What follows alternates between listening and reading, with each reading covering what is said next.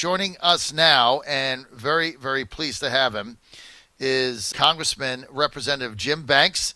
He sponsored a resolution from Indiana, Republicans, sponsored a resolution in the House with 54 co-sponsors that laid out the Communist Party of China's responsibility for the current coronavirus pandemic. It was initially bipartisan, but Democrat leaders forced Democrats from joining the resolution, and they bailed as they continued to defend Beijing Joe's China. This is the height of irresponsibility, but Jim Banks, a warrior fighting for this, and he's with us now, Congressman from Indiana District 3. Congressman Banks, thanks for being with us. Hey, it's great to be with you. Just spent 20 minutes here with Steve Bannon talking to Virtual about the same thing, but the task force that you're putting together, it is unimaginable to me that you couldn't get Democratic colleagues on the same page with this. It's really unbelievable. But let's take a step back for a moment. Okay. As you probably already know, Kevin McCarthy, the Republican leader, was working on this task force 6, 8, 12 months ago with Speaker Nancy Pelosi. And at the time, Speaker Pelosi promised that she would support the effort. It would be a bipartisan task force. And when Kevin McCarthy came to her 6 months ago and said, here are the names of the Republicans I want to appoint to the task force, Speaker Pelosi quickly backed away. This was before coronavirus, before COVID-19 ever hit the news. She said, I back off. I don't want anything to do with it. Kevin McCarthy kept fighting for it. And here last week, he announced that if Democrats aren't going to join us, we're still going to do it. We're still going to have the task force. He appointed myself and about a dozen other Republicans who have a track record on identifying and doing our part to address the China threat. What's incredible about it is that Democrats, I know there are a number of Democrats who care deeply about the China threat, and they've been silenced by their party leaders.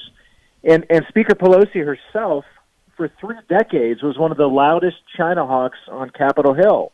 And now she's completely pivoted in the opposite direction, all because they don't want to agree with President Trump, and they want to attack President Trump and go down another impeachment 2.0 crusade with a separate investigative committee that they've set up over coronavirus aid and the president's reaction to the pandemic. So it's shameful on their part. The American people see it for what it is, but it's truly unbelievable to me the Democrats don't want to join us in fighting back against the biggest threat of the day. This is inconceivable to me, because what is the objective, other than they hate Trump?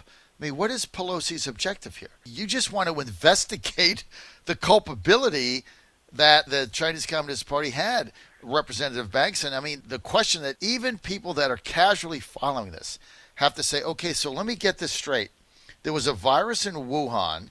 Obviously, the Chinese knew that it was contagious person to person because they locked it down and wouldn't let the people travel to Beijing, right? So obviously they had some suspicion that it was human-to-human contact.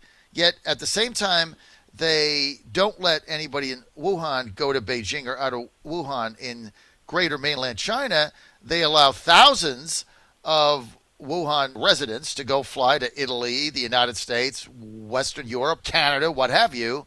Isn't that worth asking like 5 questions? No, this is really simple. I mean, the Kevin McCarthy's China Task Force wants to go down the path of investigating the origin of COVID-19, because we never want America or the rest of the world to go through what we're going through right now. But the task force really is there's a lot more to it than that. Not to minimize the pandemic, but this task force is about investigating the rise of China's military and what we're doing about it with our own military. The task force wants to go down the path of studying human rights abuses in China, especially toward the Uyghur Muslim population and other populations in China. The China Task Force wants to tackle other big issues like economic issues and our trade deals with China. So you've got to ask yourself, why would Democrats not want to be a part of an effort like this? Which I got to tell you, that being appointed to this, I mean, this is a high mark of my.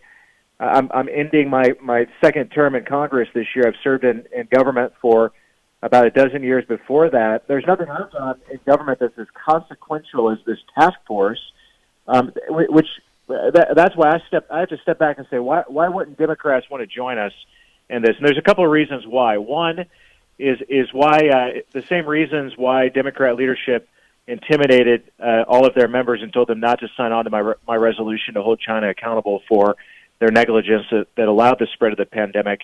And the reasons for that is the Democrat leadership believes this plays right into Donald Trump's hands because, as you know, President Trump is the first president in my lifetime who's been tough on China. His message as a candidate 4 years ago was to be tough on China, and he's been the toughest president on China of my entire life. But the second reason here is entirely political, and that's that they know that they have the elephant in the room.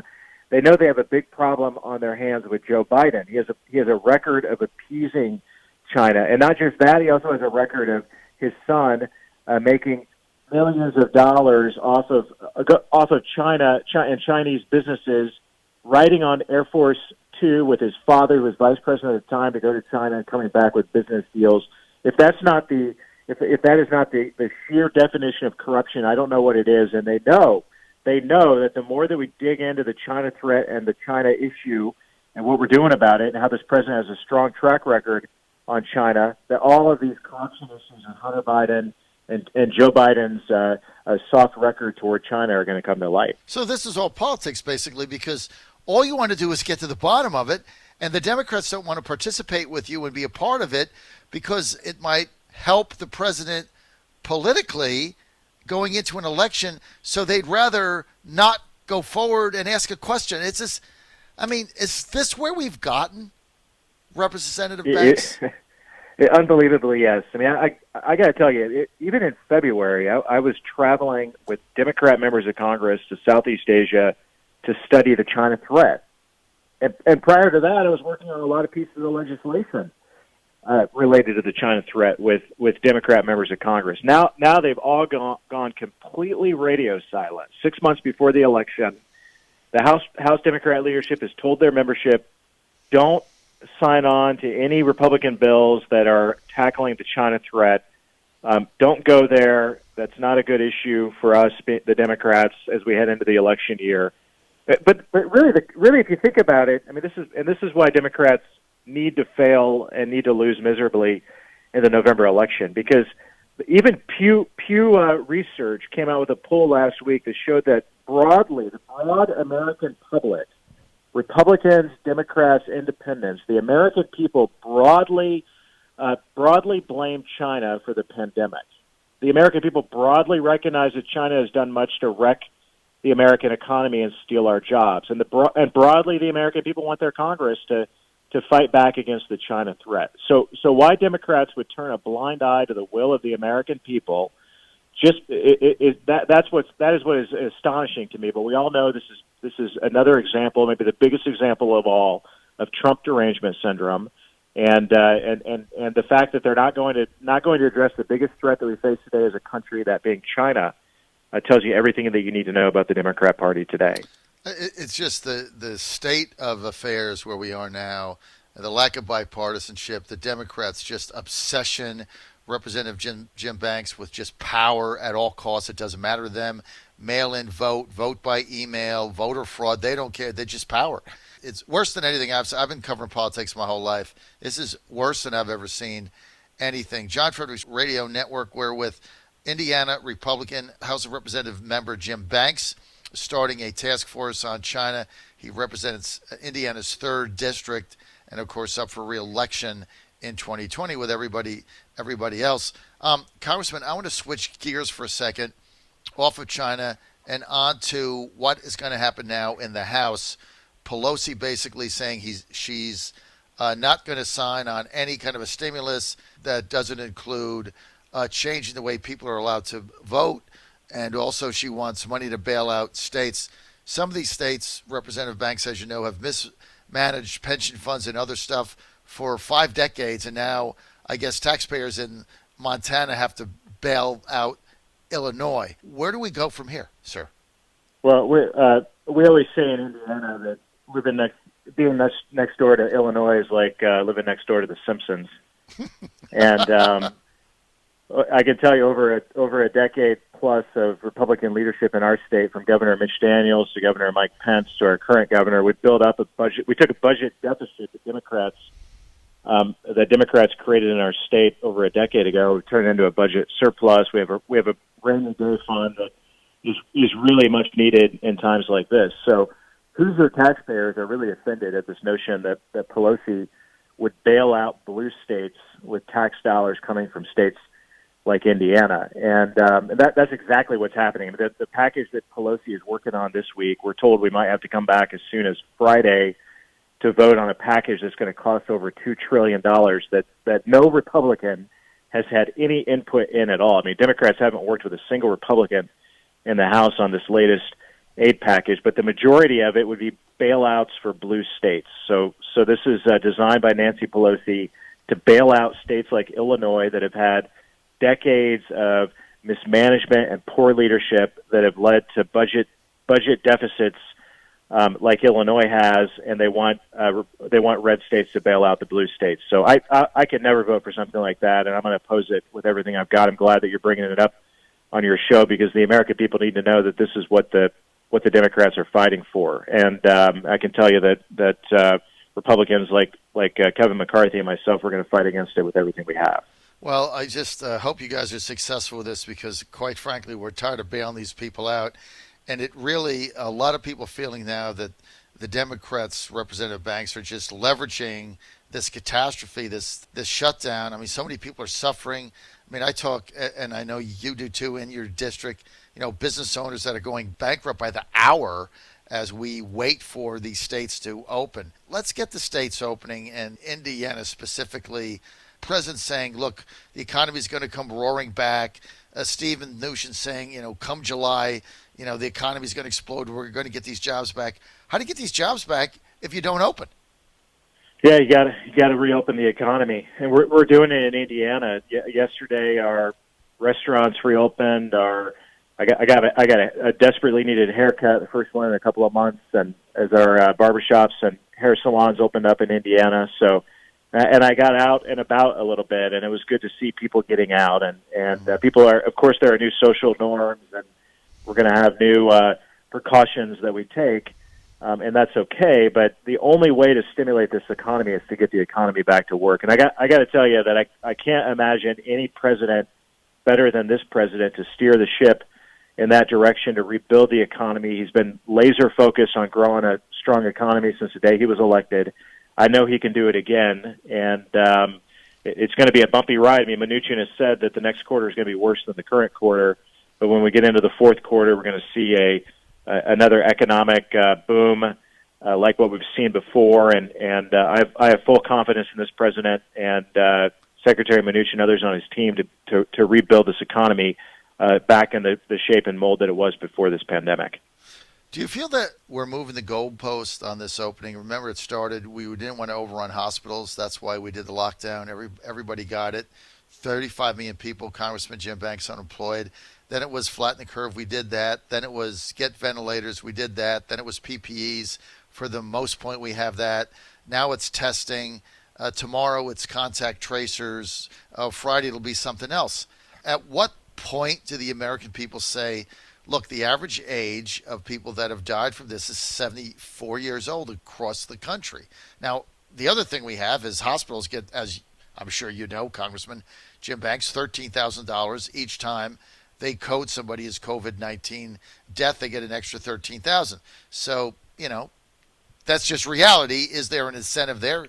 Yes, there is. Is it abused? Who knows? Probably. At what point do we start saying hospitals not overrun?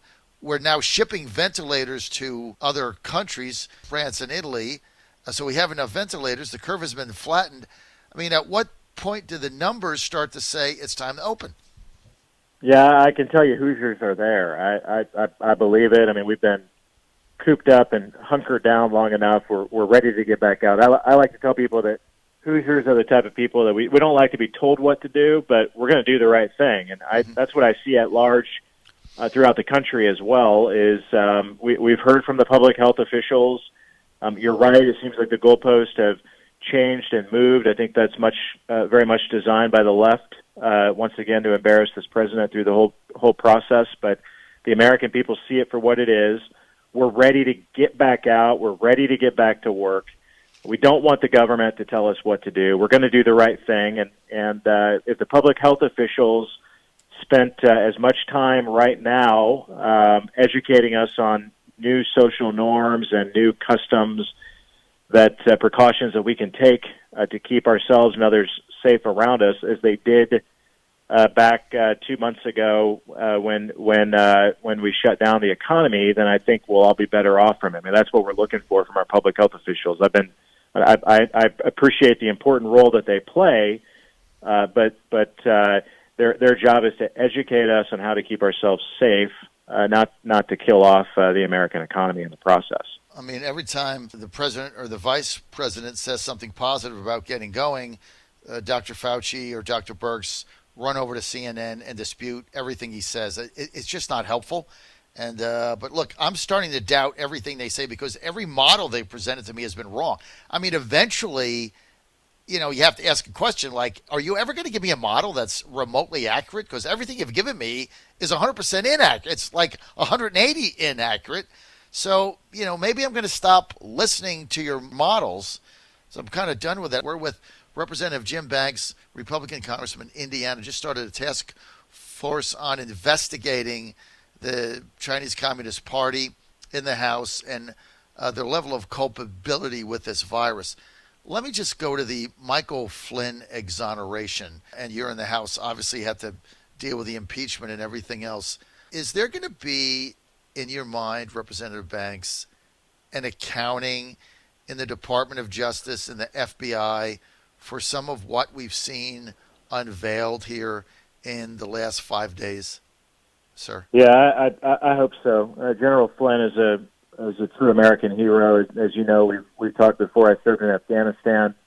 I wore the uniform, and what America needs more today, more than ever, are military heroes. And General Flynn is one of the few that we've had in my lifetime that is that type of public servant. And what happened to him is shameful, and those who brought it about should be held accountable. But I'm not holding my breath based on the lack of accountability of others over the last few years, from Comey and others that led us down the path that we experienced that into the impeachment process. So the Durham investigation continues. I mean, some of these investigations have taken way too long, and I'm not holding my breath, but I'm going to do everything I can to fight alongside some of my House colleagues who have been more in tune with some of these issues, like Jim Jordan and others, to hold those accountable who have put this country and heroes like General Flynn through what they have.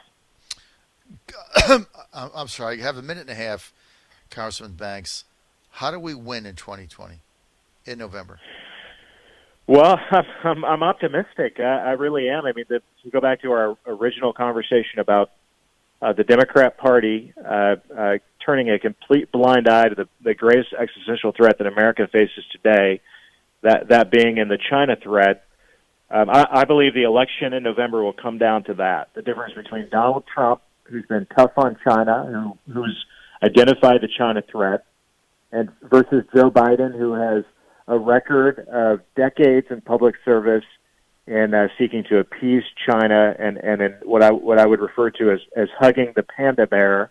That difference, that juxtaposition between the two, is the reason that Republicans will win, I believe, handily in the November election. It's not just Donald Trump versus Biden; it's whether or not Republicans can win back the majority in the House. And you see the behavior of Nancy Pelosi and House Democrats not participating in something like the China Task Force, and the American people are going to vote based on issues like that in November.